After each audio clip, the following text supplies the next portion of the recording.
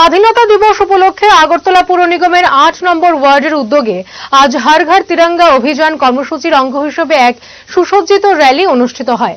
Krishnanagar Noagaon word office থেকে এই rally শুরু হয়।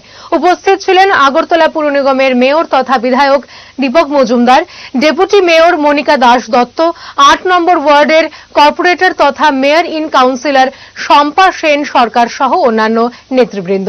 এই র্যালিতে অংশগ্রহণ করে ছাত্রছাত্রী, শিক্ষক শিক্ষিকা ও এলাকার জনগণ।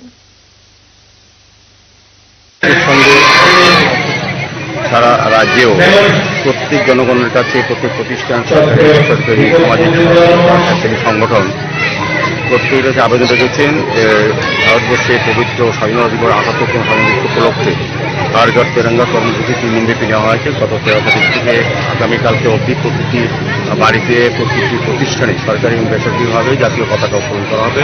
কারণ একটাই হচ্ছে, জাতীয় পতাকা হচ্ছে আমাদের গর্বের, আমাদের অহংকারের এবং আমাদের বহু ত্যাগের, বহু আত্মবলিদানের এই তিরঙ্গা পতাকা।